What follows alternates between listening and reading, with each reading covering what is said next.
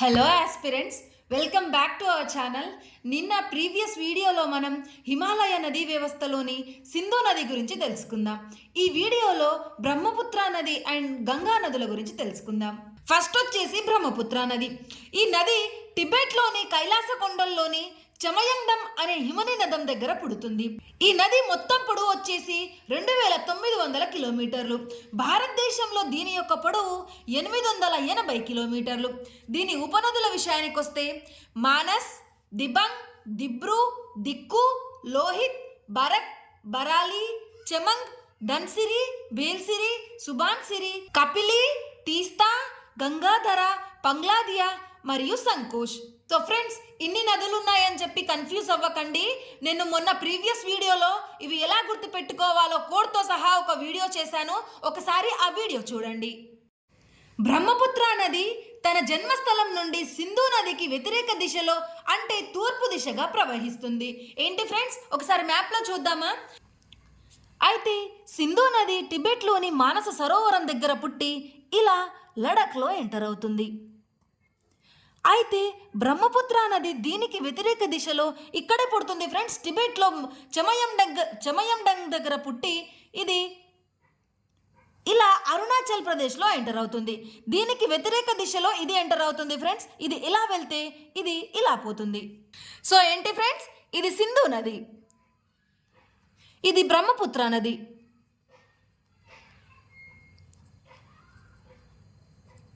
అయితే సింధు నది ఇలా లడఖ్లోకి పోతే దీనికి వ్యతిరేక దిశలో బ్రహ్మపుత్ర నది ఇలా అరుణాచల్ ప్రదేశ్లోకి ఎంటర్ అవుతుంది.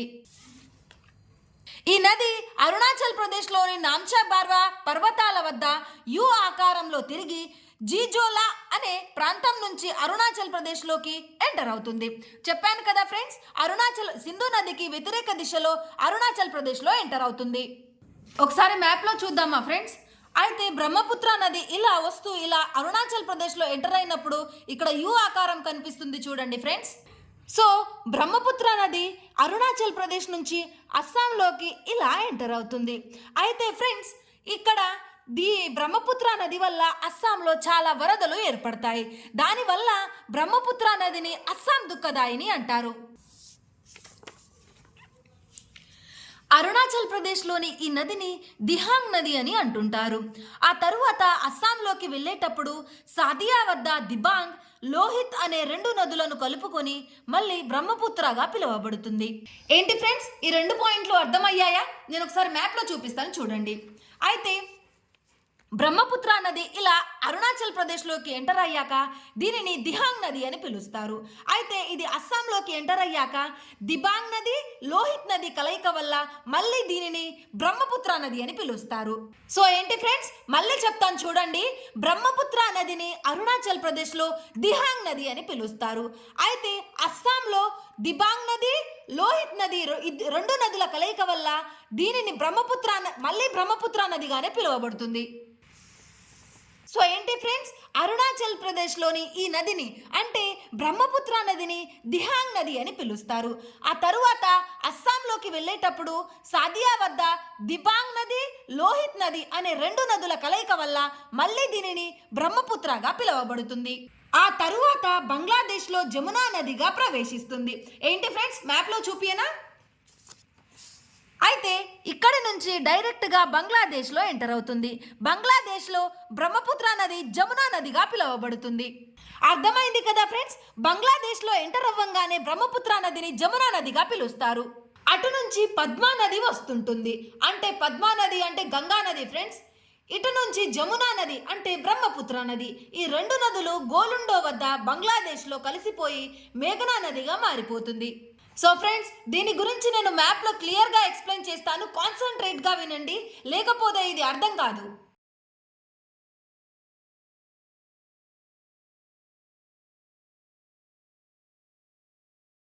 సో ఏంటి ఫ్రెండ్స్, ఈ గ్రీన్ కలర్లో ఉన్నది గంగా నది. ఇది మన భారతదేశం వరకు అయితే గంగా నది కానే పిలువబడుతుంది. కానీ వన్స్ ఇది బంగ్లాదేశ్లో ఎంటర్ అయ్యాక పద్మా నదిగా పిలువబడుతుంది. అండ్ ఇది వచ్చి రెడ్ కలర్లో ఉన్నది ఇది బ్రహ్మపుత్ర నది. ఇది అస్సాం వరకు బ్రహ్మపుత్రగానే ఉంటుంది, కానీ వన్స్ బంగ్లాదేశ్లో ఎంటర్ అయ్యాక ఇది జమునా నదిగా పిలువబడుతుంది. ఇక్కడ నుంచి పద్మా నది, ఇక్కడ నుంచి జమునా నది, ఈ రెండు కలిసాక మేఘనా నదిగా పిలువబడుతుంది. సో అర్థమైంది కదా ఫ్రెండ్స్, మళ్ళీ ఒకసారి చెప్తాను చూడండి. గంగా నది బంగ్లాదేశ్లో ఎంటర్ అయ్యాక పద్మా నదిగా పిలువబడుతుంది, అండ్ బ్రహ్మపుత్ర నది బంగ్లాదేశ్లో ఎంటర్ అయ్యాక జమునా నదిగా పిలువబడుతుంది. ఈ రెండు పద్మా నది అండ్ జమునా నది కలిసిన తరువాత మేఘనా నది ఏర్పడుతుంది. ఏంటి ఫ్రెండ్స్, ఇది పద్మా నది, ఇది జమునా నది, ఇక్కడి నుంచి మేఘనా నదిగా పిలువబడుతుంది. అండ్ ఫ్రెండ్స్, ఇంకొకటి ఏంటంటే గంగా నది రెండు శాఖలుగా విడిపోతుంది. ఒకటేమో బంగ్లాదేశ్కి వెళ్తే ఇంకొకటి పశ్చిమ బెంగాల్ గుండా ఇలా వస్తుంది. దీని పేరే హూగ్లీ నది. దీని గురించి గంగా నది టాపిక్ లో క్లియర్ గా డిస్కస్ చేద్దాం ఫ్రెండ్స్. ప్రజెంట్ అయితే బ్రహ్మపుత్ర నదిలో ఉన్నాం కదా. సో ఏంటి ఫ్రెండ్స్, ఒకసారి మళ్ళీ చూద్దామా. అటు నుంచి పద్మా నది అంటే గంగా నది వస్తుంది, ఇటు నుంచి జమునా నది అంటే బ్రహ్మపుత్ర. ఈ రెండు నదులు గోలుండో వద్ద బంగ్లాదేశ్లో కలిసిపోయి మేఘనా నదిగా మారిపోతుంది. అర్థమైంది కదా ఫ్రెండ్స్.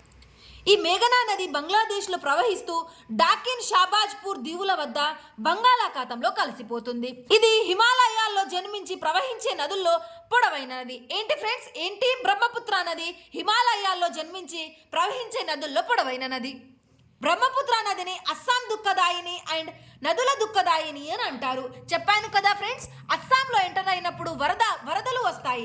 దానివల్ల బ్రహ్మపుత్ర నదిని అస్సాం దుఃఖదాయిని అని అంటారు. ప్రపంచంలో రెండవ అతిపెద్ద నది ఆధారిత దీవి వచ్చేసి మజులి దీవి. ఇది బ్రహ్మపుత్ర నది వల్లనే అస్సాంలో ఏర్పడుతుంది. మరి ఇది రెండవది అన్నప్పుడు మొదటిది ఏంటి ఫ్రెండ్స్, అతి పెద్దది మొదటిది మొరాజో. ఇది అమెజాన్ నది మీద ఉంటుంది.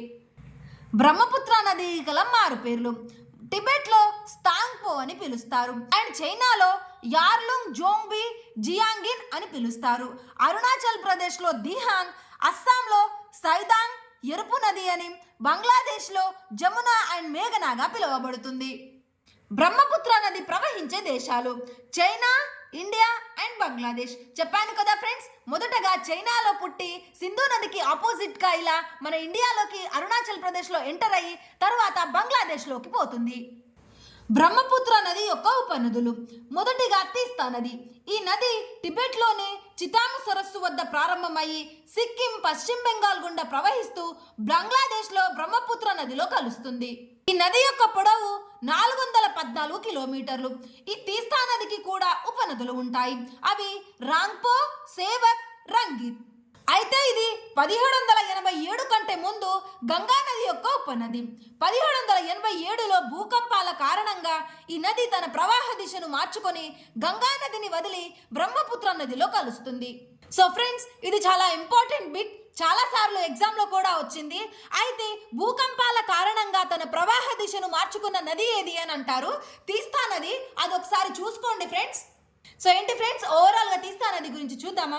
ఇది టిబెట్లో పుడుతుంది. దీని యొక్క పొడవు 414 కిలోమీటర్లు. అండ్ తీస్తా నదికి ఉపనదులు వచ్చేసి రాంగ్పో, సేవక్, రంగిత్. అయితే ఇది 1787 కంటే ముందు గంగా నది యొక్క ఉపనదిగా ఉండేది, కానీ భూకంపాల కారణంగా ఇది తన ప్రవాహ దిశను మార్చుకొని బ్రహ్మపుత్ర నదిలో కలుస్తుంది. నెక్స్ట్ వచ్చేసి సుబాన్సిరి నది. ఇది టిబెట్లో ప్రారంభమై అస్సాంలోకి ఎంటర్ అయి లంకీపూర్ దగ్గర బ్రహ్మపుత్ర నదిలో కలుస్తుంది. ఇది బ్రహ్మపుత్ర నది యొక్క అతిపెద్ద ఉపనది. ఏంటి ఫ్రెండ్స్, బ్రహ్మపుత్ర నది యొక్క అతిపెద్ద ఉపనది వచ్చేసి సుబాన్సిరి నది. నెక్స్ట్ వచ్చేసి బరాక్ నది. ఇది నాగాలాండ్లోని జపాన్ శిఖరం వద్ద ప్రారంభమవుతుంది. ప్రపంచంలో అధిక వర్షపాతం పొందే మాసిమ్రామ్, సిరపుంజి ప్రాంతాలు ఈ నది లోయలోనే ఉంటాయి. బరాక్ నదిని బంగ్లాదేశ్లో సుర్మా నది అని పిలుస్తారు. నెక్స్ట్ వచ్చేసి సంకోస్ నది. ఈ నది భూటాన్లో ముఖ్య నది. ఇది అస్సాం, పశ్చిమ బెంగాల్ మధ్య సరిహద్దును ఏర్పాటు చేస్తుంది. అస్సాంలో ధూబ్రి నదికి దిగువన బ్రహ్మపుత్ర నదిలో కలుస్తుంది. దీనిని భూటాన్లో పూనా సాంగ్చు అని పిలుస్తారు. నెక్స్ట్ వచ్చేసి కెమాంగ్ నది. పాత పేరు వచ్చేసి బరాలి నది. ఇది అరుణాచల్ ప్రదేశ్లోని తవాంగ్ జిల్లాలోని గోరీచంద్ పర్వతాల వద్ద ప్రారంభమవుతుంది. తరువాత అస్సాంలోనికి తేజ్పూర్ జిల్లాలో బ్రహ్మపుత్ర నదిలోకి కలుస్తుంది. అస్సాంలో ఈ నదిని జై బరాలి నది అని పిలుస్తారు. నెక్స్ట్ వచ్చేసి ఉమ్గోట్ నది లేదా దౌకి నది. ఈ నది షిల్లాంగ్ శిఖరం తూర్పు ప్రాంతంలో పుడుతుంది. ఇది ఆసియా ఖండంలోనే అతి స్వచ్ఛమైన నది. నెక్స్ట్ వచ్చేసి మన జాతీయ నది గంగా నది. గంగా నది రెండు నదుల కలయిక ద్వారా ఏర్పడుతుంది. ఏంటవి? అలకనంద మరియు భగీరథ. అయితే అలకనంద వచ్చేసి ఈ నది ఉత్తరాఖండ్లోని అలకపురి అనే హిమనీనదం వద్ద పుడుతుంది. భగీరథి ఎక్కడ పుడుతుంది? ఈ నది ఉత్తరాఖండ్లోని గంగోత్రి హిమనీనదం దగ్గర ఉన్న గోమక్ అనే ప్రాంతం వద్ద పుడుతుంది. సో ఫ్రెండ్స్, అర్థమైంది కదా? అలకనంద అండ్ భగీరథ ఈ రెండు నదుల కలయిక వల్ల మన గంగా నది ఏర్పడుతుంది. గంగా నదికి ఉపనదులు. హిమాలయాల్లో జన్మించి ఎడమ వైపు నుండి గంగా నదిలో కలిసేవి. అయితే మొదటగా ఎడమ వైపు నుంచి గంగా నదిలో కలిసే ఉపనదులు ఏంటో చూద్దామా ఫ్రెండ్స్? రామ్గంగా, గండక్, గాగ్రా, కోసి, మహానంద, గోమతి, సరయు అండ్ బురడి గండక్. సో ఇన్ని ఉన్నాయి, ఎలా గుర్తు పెట్టుకోవాలి అని టెన్షన్ పడకండి ఫ్రెండ్స్. నేను ఆల్రెడీ ఒక వీడియో చేశాను కోడ్తో సహా ఎలా గుర్తు పెట్టుకోవాలో. సో ఇది అయిపోయాక ఒకసారి అది కూడా చూడండి, మీకు ఈజీగా గుర్తుంటుంది. నెక్స్ట్ వచ్చేసి హిమాలయాల్లో జన్మించి కుడివైపు నుండి గంగా నదిలో కలిసేవి యమునా నది అండ్ కర్మనాస. నెక్స్ట్ ద్వీపకల్ప భారత్లో జన్మించి కుడివైపు నుంచి గంగా నదిలో కలిసేవి సోన్ నది అండ్ దామోదర్ నది. ఇప్పుడు అలకనంది ఉత్తరాఖండ్ రాష్ట్రంలో తన ఉపనదులతో కలిసి పంచప్రయాగాలను ఎలా ఏర్పాటు చేసుకుంటుందో చూద్దాం. ఫ్రెండ్స్, ఇప్పుడు కుంభమేళ జరుగుతుంది కదా జనవరిలో, ఈ పంచప్రయాగ్ వద్దనే జరుగుతుంది. మొదటిగా దేవప్రయాగ. ఇది అలకనంద భగీరథ నదుల సంగమం వల్ల ఏర్పడుతుంది. ఏంటి ఫ్రెండ్స్ దేవప్రయాగ అంటే? అలకనంద భగీరథ నదుల సంగమం. ఇక్కడ అలకనంద అనేది కామన్ ఫ్రెండ్స్, కాకపోతే ఇంకా వేరే నదులు మారుతుంటాయి. భగీరథ, పిండారి, మందాకిని ఇలా ఇవి మారుతుంటాయి. ఇలా అలకనందాలో ఇవి కలవడం వల్ల ఈ ప్రయాగాలు ఏర్పడతాయి. రెండవది కర్ణప్రయాగ. ఇది అలకనంద పిండాలి నదుల సంగమం. మూడవది రుద్రప్రయాగ. ఇది అలకనంద మందాకిని నదుల సంగమం. నెక్స్ట్ విష్ణు ప్రయాగ. ఇది అలకనంద ధౌలిగంగా నదుల సంగమం. ఐదవది నంద ప్రయాగ. ఇది అలకనంద మరియు నందాకిని నదుల సంగమం. వీటిని మ్యాప్ ద్వారా చూద్దామా ఫ్రెండ్స్ ఒకసారి? సో ఇది అలకనంద నది ఫ్రెండ్స్. దీంట్లో భగీరథి నది కలవడం వలన ఇక్కడ దేవప్రయాగ ఏర్పడుతుంది. ఈ దేవప్రయాగ దగ్గరనే మన గంగా నది పడుతుంది. నెక్స్ట్ వచ్చేసి ఇది అలకనంద కదా, అలకనందకి మందాకిని నది కలవడం వల్ల రుద్రప్రయాగ ఏర్పడుతుంది. అండ్ నెక్స్ట్ వచ్చేసి అలకనంద నదికి పిండారి నది కలవడం వలన కర్ణప్రయాగ ఏర్పడుతుంది. అండ్ నెక్స్ట్ వచ్చేసి ఇది నందాకిని నది కలవడం వలన నందప్రయాగ అండ్ ధౌలిగంగా నది కలవడం వలన విష్ణు ప్రయాగ ఏర్పడుతుంది. అర్థమైంది కదా ఫ్రెండ్స్? అలకనంద నది కామన్, కానీ వేరే వేరే నదులు కలవడం వలన 5 రకాల ప్రయాగాలు ఏర్పడుతున్నాయి. సో ఏంటి ఫ్రెండ్స్, గంగా నది ఎలా ఏర్పడుతుంది? అలకనంద భగీరథి అనే నదులు దేవప్రయాగ వద్ద కలిసి గంగా నదిగా పిలువబడుతుంది. గంగా, యమున అండ్ సరస్వతి ఈ 3 నదులు ఉత్తరప్రదేశ్లోని అలహాబాద్ వద్ద కలుసుకుంటాయి. అందువల్ల ఈ ప్రాంతాన్ని త్రివేణి సంగమం అంటారు. ఎక్కడ ఫ్రెండ్స్? గంగా, యమున అండ్ సరస్వతి అనే ఈ 3 నదులు ఉత్తరప్రదేశ్లోని అలహాబాద్ వద్ద కలుసుకుంటాయి. ఈ ప్లేస్ని త్రివేణి సంగమం అని పిలుస్తారు. అయితే గంగా నది ఉత్తరాఖండ్, ఉత్తరప్రదేశ్, బీహార్ మరియు జార్ఖండ్ల గుండా ప్రవహిస్తూ పశ్చిమ బెంగాల్లో 2 శాఖలుగా చీలిపోతుంది. నేను ఆల్రెడీ చెప్పాను కదా ఫ్రెండ్స్, గంగా నది 2 శాఖలుగా విడిపోతుంది. ఒక శాఖ ఆగ్నేయంగా ప్రవహిస్తూ బంగ్లాదేశ్లో పద్మా నదిగా పిలువబడుతుంది. అండ్ నెక్స్ట్ వచ్చేసి రెండవ శాఖ పశ్చిమ బెంగాల్లో దక్షిణంగా ప్రవహిస్తూ హుగ్లీ నదిగా పిలువబడుతుంది. మ్యాప్లో చూద్దామా ఫ్రెండ్స్? ఇది ఇక్కడ నుంచి ఇలా ప్రవహిస్తూ గంగా నది ఇగో ఇక్కడ బంగ్లాదేశ్లో ఎంటర్ అయ్యాక పద్మా నదిగా, ఇక్కడ పశ్చిమ బెంగాల్లో హుగ్లీ నదిగా పిలువబడుతుంది. గంగా నది భారత్లో పొడవైన నది. 2008లో గంగా నదిని జాతీయ నదిగా గుర్తించారు. మన జాతీయ నది ఏది ఫ్రెండ్స్? గంగా నది. దీన్ని 2008లో జాతీయ నదిగా గుర్తించారు. గంగా నది యొక్క మొత్తం పొడవు వచ్చేసి 2525 కిలోమీటర్లు. అయితే గంగా నది మన ఇండియాలో 2510 కిలోమీటర్లు మాత్రమే ప్రవహిస్తుంది. గంగా నది ప్రవహించే రాష్ట్రాలు ఉత్తరప్రదేశ్, ఉత్తరాఖండ్, బీహార్, జార్ఖండ్ అండ్ పశ్చిమ బెంగాల్. నెక్స్ట్ వచ్చేసి యమునా నది. ఈ నది గంగా నది యొక్క అతిపెద్ద ఉపనది. ఇది ఉత్తరాఖండ్ రాష్ట్రంలోని యమునోత్రి హిమనీనదం వద్ద ఉన్న బండార్పూంజ్ శిఖరం వద్ద పుడుతుంది. ఎక్కడ ఫ్రెండ్స్? ఉత్తరాఖండ్ రాష్ట్రంలోని యమునోత్రి హిమనీనదం వద్ద ఉన్న బండార్పూంజ్ శిఖరం వద్ద పుడుతుంది. యమునా నది యొక్క పొడవు 1376 కిలోమీటర్లు. నెక్స్ట్ వచ్చేసి యమునా నది కుడి ఉపనదులు. సి వచ్చేసి చంబల్, కే వచ్చేసి కాళీ సింధ్ అండ్ సింధ్, బి వచ్చేసి బెట్వా, కే వచ్చేసి కెన్. ఏంటి ఫ్రెండ్స్? యమునా నది కుడి ఉపనదులు వచ్చేసి C, K, B, K. Chambal, Kalisindh, Betwa, Ken. Next వచ్చేసి రామ్గంగా. అయితే ఈ రామ్గంగా నది కుమవాన్ హిమాలయాల వద్ద పుడుతుంది. దీని యొక్క పొడవు 596 కిలోమీటర్లు. ఈ నది ఉత్తరప్రదేశ్లో కాలాఘర్ వద్ద గంగా మైదానాన్ని చేరుకొని అదే రాష్ట్రంలోని కనౌజ్ వద్ద గంగా నదిలో కలిసిపోతుంది. ఈ నది ఉత్తరాఖండ్లోని జిమ్ కార్బెట్ నేషనల్ పార్క్ గుండా పోతుంది. సో ఈ జిమ్ కార్బెట్ నేషనల్ పార్క్ అనేది చాలా ఓల్డ్ నేషనల్ పార్క్ ఫ్రెండ్స్. ఇది ఉత్తరాఖండ్లో ఉంటుంది. నెక్స్ట్ వచ్చేసి గాగ్రా నది. ఈ నది టిబెట్లోని గుర్లామథాత్ శిఖరం వద్ద పుడుతుంది. దీని యొక్క పొడవు 1080 కిలోమీటర్లు. ఈ నదికి కూడా ఉపనదులు ఉంటాయి. ఏంటి ఫ్రెండ్స్? గాగ్రా నది యొక్క ఉపనదులు వచ్చేసి శారద అండ్ రాప్తి. గాగ్రా నది టిబెట్, నేపాల్, ఉత్తరప్రదేశ్ల గుండా ప్రవహిస్తూ బీహార్లోని చాప్రా వద్ద గంగా నదిలో కలిసిపోతుంది. నేపాల్లో ఈ నదిని కర్నాలి అని పిలుస్తారు. ఏంటి ఫ్రెండ్స్? నేపాల్లో కర్నాలి అని పిలుస్తారు గాగ్రా నదిని. నెక్స్ట్ వచ్చేసి గండక్ నది. దీని యొక్క జన్మస్థలం వచ్చేసి నేపాల్లోని ఎవరెస్ట్, ధవళగిరి శిఖరాల మధ్య ప్రారంభమవుతుంది. ఎక్కడ ఫ్రెండ్స్? గండక్ నది యొక్క జన్మస్థలం ఎవరెస్ట్ అండ్ ధవళగిరి శిఖరాల మధ్య ప్రారంభమవుతుంది. దీని యొక్క పొడవు వచ్చేసి 425 కిలోమీటర్లు. ఈ నది బీహార్లోని చంపారణ్ దగ్గర ఇండియాలోకి ప్రవేశించి అదే రాష్ట్రంలోని హాజీపూర్ దగ్గర గంగా నదిలో కలిసిపోతుంది. దీనిని నేపాల్లో సాలెగ్రామి అని, బీహార్లో నారాయణి అని పిలుస్తారు.